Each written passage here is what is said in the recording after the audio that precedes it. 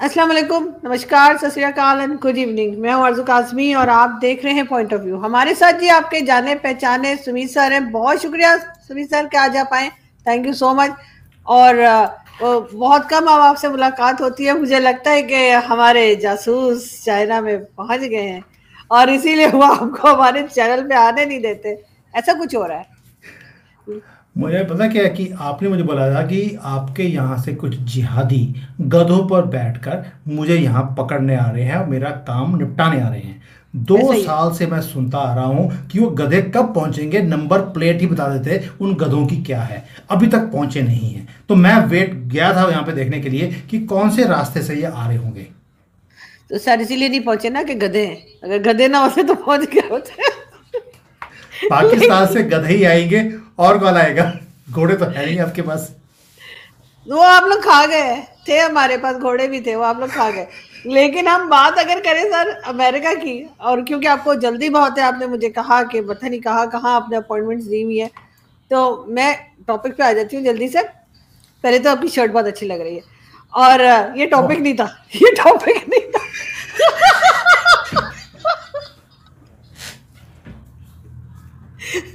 मगर क्योंकि वो होता है क्योंकि हम बहुत दिन के बाद मिल रहे हैं, तो इसलिए हमें गप्पे भी लगाने का बहुत मन है। लेकिन खैर बाद में सही। तो सर अमेरिकन नए जो प्रेसिडेंट आने वाले हैं, उन्होंने आते के साथ ही जी उन्होंने रशिया को भी आंखें दिखा दी, चाइना को भी आंखें दिखा दी। और वो जो एक बात कर रहे हैं, वो टैरिफ की भी बात कर रहे हैं कि वो भी बढ़ा देंगे। तो उसमें चाइना में किस तरीके से देखा जा रहा है डोनाल्ड ट्रम्प साहब को, कि वो तो आते के साथ ही काफी वो अपसेट लग रहे हैं चाइना के साथ। अपसेट वो चाइना के साथ थे कब नहीं, ये बता दीजिए। दूसरी बात, आपने रिसेंटली शी जिनपिंग की कोई भी न्यूज़ सुनी है? कहीं जा रहे हो, किसी को मिल रहे हो, कुछ भी? मुझे लगता है एक दो दिन में इंडियन मीडिया में शुरू हो जाएगा कि शी जिनपिंग को मार दिया गया, क्यों हो गया है, वो दिख नहीं रहे हैं, बाहर आई नहीं है। सिर्फ इंडियन मीडिया का मुंह बंद करने के लिए कई बार इनको बाहर आकर शक्ल दिखानी पड़ती है। बट एक्चुअल में रीज़न क्या है? यहाँ पर सन्नाटा है। मैं बार बार कई वीडियोस में मैंने बोला है, चाइना के अंदर सन्नाटा है। इन्हें समझ नहीं आ रहा कि इस बार ट्रम्प को हैंडल कैसे किया जाएगा। He is going to be a tsunami. आप उनकी अगर टीम देखेंगे, सारी की सारी टीम प्रो इजराइल है, एंटी चाइना है। और ये सदमा चाइना को बर्दाश्त नहीं हो रहा कि अब होगा क्या। यहाँ पर अफरा तफरी इतनी ज़्यादा है, अगर आपने डाटा देखा होगा तो यहाँ पर प्रोडक्शन बढ़ गई है, सेल्स बढ़नी शुरू हो गई हैं, इनकी एक्सपोर्ट्स और ज़्यादा बढ़ गई हैं। अब आप बोलेंगे कि चाइना तो डूब रहा था, इनकी एक्सपोर्ट्स बढ़ कैसे गई?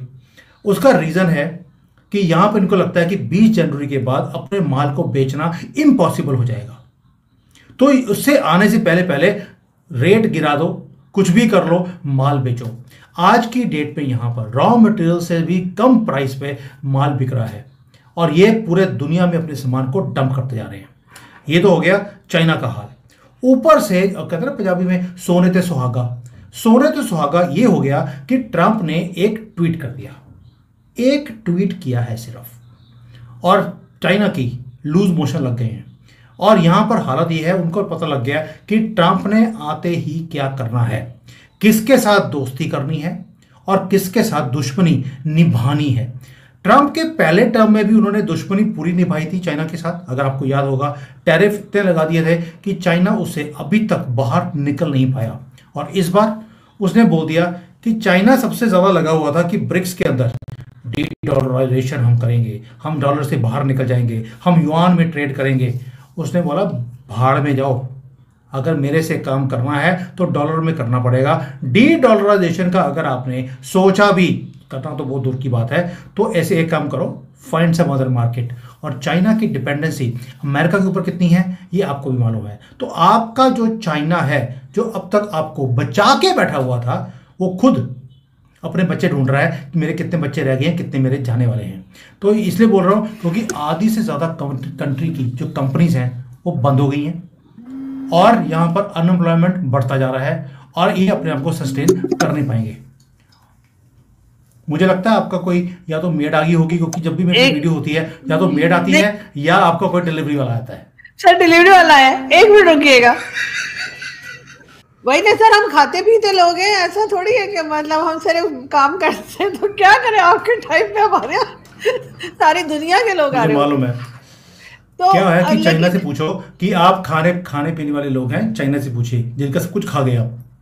सही बात है, और इसके लिए आपको हमारा थैंकफुल होना चाहिए।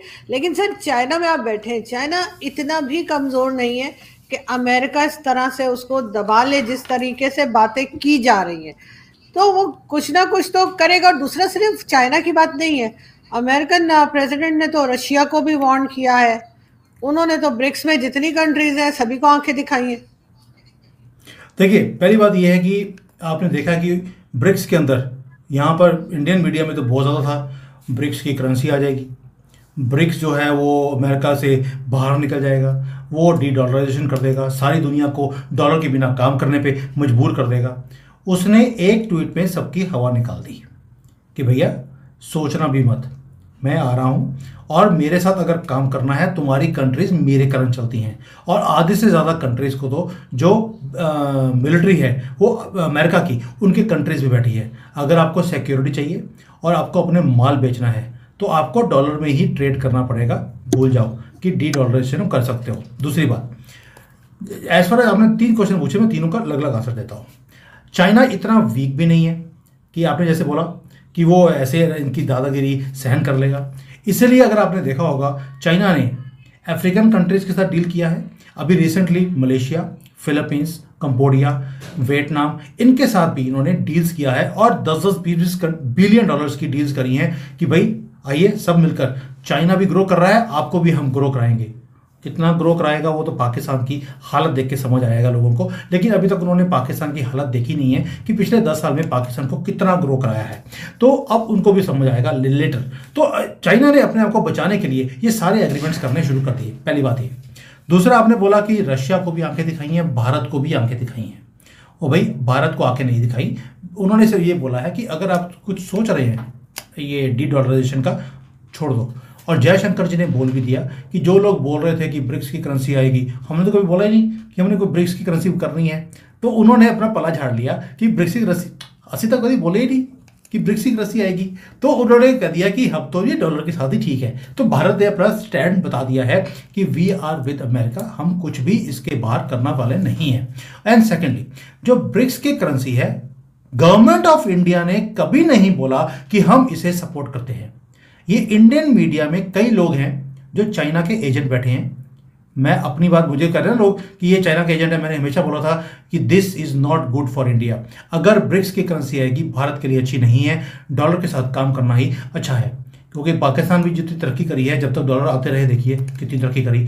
जब से आने बंद हुए हैं तब से आपकी तरक्की भी बंद हो गई है। तो इसलिए डॉलर के साथ ही काम करना चाहिए, युआन में नहीं करना चाहिए। जब से आपने युआन लेनी शुरू करी, देखिए आपका भट्ठा बैठ गया है। तो इसलिए हम भी डॉलर में ही काम करने वाले हैं। As far as Russia is concern, Russia को उसने बोल दिया कि आपको डॉलर से बाहर निकलने की जरूरत नहीं है, आपको पहले डाला हुआ है, आपको तो स्विफ्ट से बाहर निकाल दिया ना, आप डॉलर ले सकते हैं ना किसी को दे सकते हैं। इससे अच्छा है आप क्रिप्टो करेंसी में काम कीजिए। अब रशिया ने क्रिप्टो करेंसी में काम करने की हाँ कर दी है। उसने भी बोल दिया कि हम अमेरिका के साथ मिलकर काम करेंगे। यानी कि रशिया की जो प्रॉब्लम थी डॉलर की, वो उसने सॉल्व कर दिया। ट्रंप ने क्रिप्टो करेंसी को ऑलरेडी उसने प्रमोट करना शुरू कर दिया, खुद ने भी वहां पर क्रिप्टो खरीदने शुरू कर दिए हैं, एक्सचेंज बना रहा है, और यहां पर रशिया को भी सपोर्ट कर दिया। यानी कि हर मामले में एक ही काम है, आपके चाइना को बर्बाद करने का प्लान डोनाल्ड ट्रंप ने बना लिया है। रशिया को अपने पाले में डाल लिया, भारत को अपने पाले में ऑलरेडी कर लिया। जयशंकर जी की स्टेटमेंट बताती है एक चाइना ही है जो सदमे में है, और यह सबको लेके चल रहा था कि आइए अब मेरे साथ मिलकर काम कीजिए, हम अमेरिका की दादागिरी को सहन नहीं करेंगे, इन्हें नीचे करेंगे। और डोनाल्ड ट्रंप ने एक ट्वीट में सारा का सारा जो प्लान था वो चौपट कर दिया। यानी इस बार डोनाल्ड ट्रंप जो आ रहे हैं एज अ प्रेसिडेंट, तो वो पहले से ज्यादा स्ट्रिक्ट साबित होंगे कई कंट्रीज के लिए, आपके ख्याल से ज्यादा टेढ़े साबित होंगे आते के साथ ही? अभी तो आए भी नहीं है, एक तरह से अभी भी उनके ऊपर शक किया जा रहा है, लोग कह रहे हैं पता नहीं आएगा कि नहीं आएगा।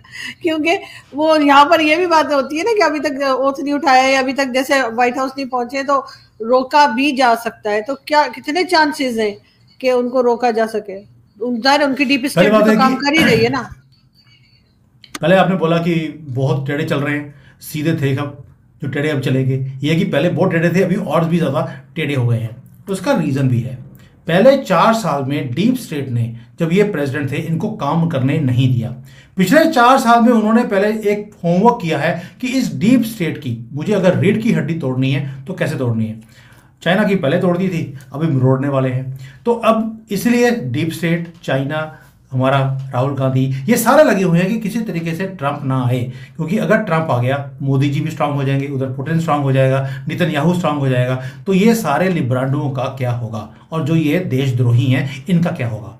तो इसलिए ये जो आपको याद होगा, मैंने आपके साथ वीडियो किया था कि देयर इज अ पॉसिबिलिटी कि ट्रंप 20 जनवरी को शपथ ना ले सकें, यानी कि ओथ ना ले सकें, प्रेसिडेंट ना बने।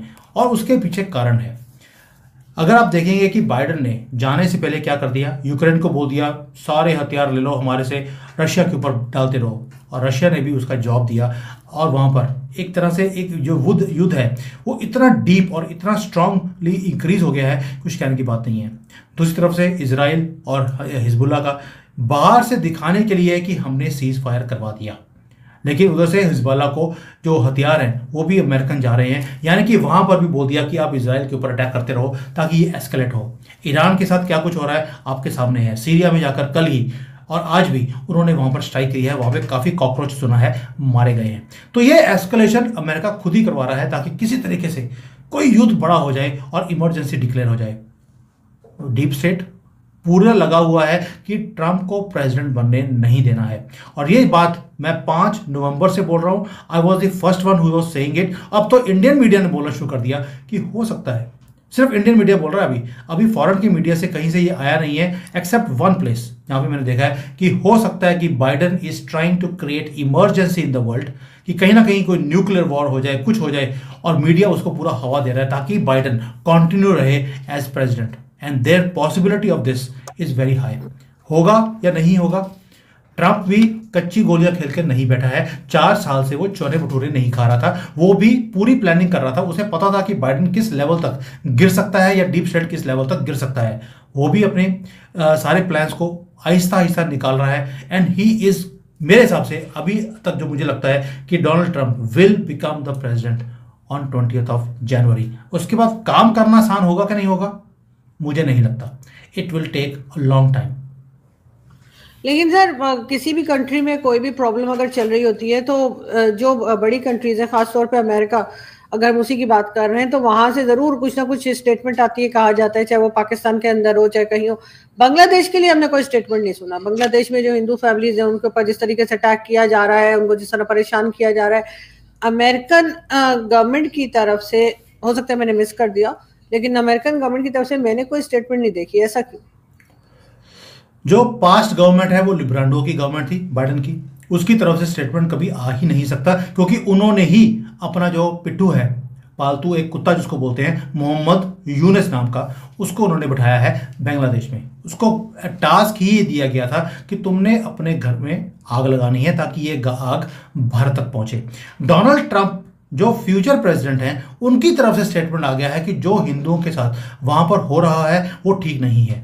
लेकिन बाइडेन का जो ये पिट्ठू है, इसकी आज की स्टेटमेंट है, एक इंटरव्यू में उसने बोला है कि यहाँ पे तो कुछ हो ही नहीं रहा, ये तो प्रोपेगेंडा है जो इंडियन मीडिया में चल रहा है। मैं इनवाइट करता हूँ इंडियन जर्नलिस्ट को कि आप यहाँ पर आके देखें, यहाँ पे तो जो हिंदू हैं बड़े ही आराम से रह रहे हैं, कोई दिक्कत ही नहीं। आप जाके पूछ लीजिए हिंदुओं को कि आपको कोई दिक्कत है क्या। तो आप समझ सकते हैं कि मोहम्मद नाम का जो ये आदमी है, यूनुस, ये वही काम कर रहा है जो पिछले 1000 साल से करता रहा, और ये रुकने वाला नहीं है, और इसको टास्क ही ये दिया गया था, वो वही काम कर रहा है जिसके लिए उसको भेजा गया है। एंड उसने ये भी बोल दिया कि इलेक्शंस अभी नहीं होंगे, अभी यहाँ पर बड़ा गंद पड़ा हुआ है जो शेख हसीना डाल के गई है। मुझे सारी चीज़ों को, यानी कि डेमोक्रेटिक वैल्यूज़ को ठीक करना है, मुझे यहाँ पर ट्रेड ठीक करना है, इकोनॉमी को ठीक करना है, मुझे यहाँ पर इलेक्शन प्रोसेस को ठीक करना है। इसको करने के लिए जब मुझे लगेगा कि सब कुछ ठीक हो गया और यहाँ पर जो है सब तरक्की आनी शुरू हो गई और रिजल्ट्स आने शुरू हो गए, उसके बाद मैं इलेक्शंस करवाऊंगा। वैसे मेरा यहाँ पे प्रेसिडेंट बनने का कोई मेरा इंटरेस्ट नहीं है, लेकिन मुझे कंट्री की बढ़ोतरी के लिए, फ्यूचर के लिए, सिस्टम्स को ठीक करने के लिए हो सकता थोड़ा सा टाइम लग जाए, क्योंकि मैं पॉलिटिशियन नहीं हूं, मैं तो एक बिजनेसमैन हूं। तो इसलिए उसने ये स्टेटमेंट भी दे दिया है। बाकी समझ सकती हैं पाकिस्तान में भी ऐसी कुछ होता है। सर होता है यहाँ पे भी, वो जवलक के लिए यही बताया जाता है कि उसने कहा था जी इलेक्शन कराने आए, फिर 11 साल नहीं गया। लेकिन इंडियन मीडिया चला क्यों नहीं जाता, अगर वो आरजू जी, ऑफर ही कर रहे हैं तो। हमारे वहां पर इस्कॉन वाले गए थे, उनको पास वीजा है, सब कुछ है, वो वापस आना चाहते हैं, उनको बॉर्डर पर रोक लिया गया कि आप वापस जा नहीं सकते। इंडियन मीडिया वाले जाएंगे तो सही, लेकिन वापस नहीं आएंगे, इसीलिए वो जाते नहीं हैं। और जाएंगे भी कौन, तो लिब्रांडो जाएंगे। उसने भी जो इनवाइट किया है, उसने लिब्रांडोओं को इनवाइट किया है, जिनको कुछ दिखता नहीं है, उन्हें वही दिखता है जिसके लिए पैसे मिलते हैं। और लिब्रांडो को हमेशा देश के खिलाफ काम करने के लिए पैसे मिलते हैं, देश के लिए काम करने के लिए कभी भी पैसे नहीं दिए जाते। आरजू जी, ये हमेशा मैं बोलता हूँ, केवल किले के दरवाजे अंदर से खोले जाते हैं, बाहर से नहीं। और ये लोग वही दरबानी हैं जो अपने घर के किले के दरवाजे कुछ पैसों के लिए खोल देंगे।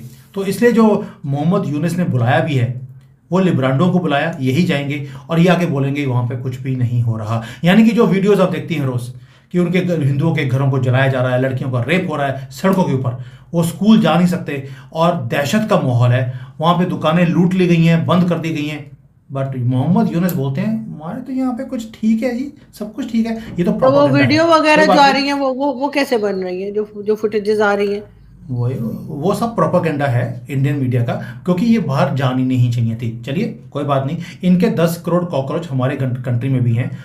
वहां पे अगर उनके साथ कुछ होगा तो हम भी उसे प्रोपेगेंडा का नाम दे सकते हैं। इन्होंने हमारा रास्ता खोल दिया। So it is a very good news for us कि अब आपको देखेगा कि भारत में, जैसे बांग्लादेश में आज लोगों की किडनी निकाली जा रही हैं, भारत में भी जो किडनी ट्रांसप्लांट के रेट बड़े कम होने वाले हैं। किसी को भी आपकी कंट्री में चाहिए होगी किडनी, आप हमें कांटेक्ट कर सकती हैं, चिंता मत कीजिए। अब हम भी वही काम करेंगे जो बांग्लादेश में हिंदुओं के साथ हो रहा है। 10 करोड़ जिहादी हैं हमारे कंट्री में, इनके साथ क्या कुछ किया जा सकता है ये आप भी अंदाज़ा कर सकती हैं। और हमारे पास भी योगी हैं, अमित शाह हैं और डोवाल हैं, उन्हें उसी भाषा में जवाब देना आता है। ये शराफत है कि अभी तक हमने एक्टिवेट नहीं किया, लेकिन आपके वीडियो के थ्रू, क्योंकि आपके वीडियो मोदी जी बड़े ही शौक से देखते हैं, ये मैसेज वहाँ तक भी पहुँच जाएगा कि मोदी जी जो काम वहाँ पे हो रहा है और लेकिन किसी को दिखता नहीं है, आप यहाँ पर भी एक्टिवेट कर जाइए। एक तो हमारे यहाँ से गंद क्लियर हो जाएगा और दूसरा हमारे तो सर यहाँ पे कोई गलत काम हो ही नहीं रहा। सर आपके बहुत से लोग ये भी कहते हैं कि जो इलीगल बांग्लादेश से जो इलीगल लोग गए हैं भारत में, उनको निकाल देना चाहिए और जो हिंदू फैमिलीज हैं उनको भारत में ले आना चाहिए। क्या इससे प्रॉब्लम सॉल्व होगा।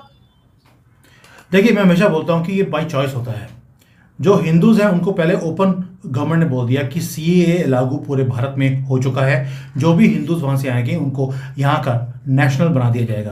But they had chose to stay in Bangladesh. देखिए कहना बड़ा आसान होता है कि आप अपने घर को छोड़कर, अपने बिजनेस को छोड़कर, जहाँ पर आप इतने सालों से रह रहे हैं उसको छोड़कर किसी और कंट्री में चले जाइए। बेशक भारत आज हम बोलते हैं उनको कि आपका कंट्री है, लेकिन उन्होंने अपने आप को बांग्लादेशी ही बोला हुआ है शुरू से। It is not that easy, कहना आसान है। तो ये हमसे पूछिए, हमने भी अपनी कंट्रीज को छोड़कर दूसरे कंट्री में आकर अगर बसे हैं, इट टेक्स टाइम एंड हर एक के अंदर वो हिम्मत नहीं होती, वो एक फाइनेंशियल बैकअप नहीं होता कि वो सारे काम कर सके। तो उन्होंने चूज़ किया कि वहाँ पे रहना है। लेकिन जो बांग्लादेशी कॉकरोच यहाँ पर आए हैं, हमने नहीं चूज़ किया, उन्होंने चूज़ किया है हमारे कंट्री में आने के लिए। They have come illegally. ये वापस आएंगे, इनको धक्के मार के निकालना पड़ेगा और कोई तरीका नहीं है। तरीका यही है कि अगर वहाँ से कोई आना चाहता है, they are most welcome, but only इंसान। ये कॉकरोचों को हमें भी जरूरत नहीं है।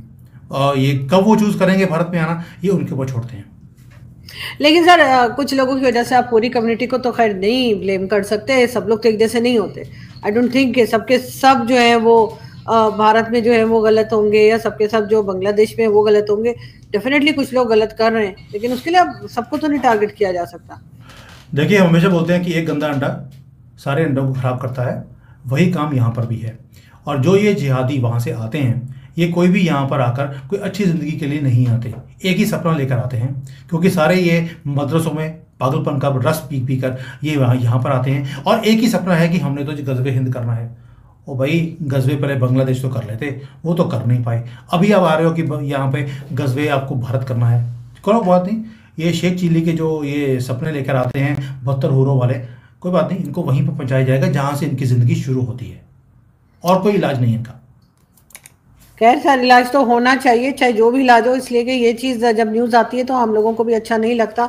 बहरहाल देखते हैं इसको किस तरीके से मोदी जी आरजू जी, देखते हैं। हम्म, आपको मानना पड़ेगा कि जब सामने वाले को कुछ भी गलत दिखता नहीं है तो उसी भाषा में जवाब देना, ये मोदी जी हैं। ये मनमोहन सिंह की गवर्नमेंट नहीं है कि उनको दिखता नहीं था, ना ही बोलते थे ना दिखता था। मोदी जी को दिखता भी है और उन्हें वो काम करना भी आता है उसी ही भाषा में।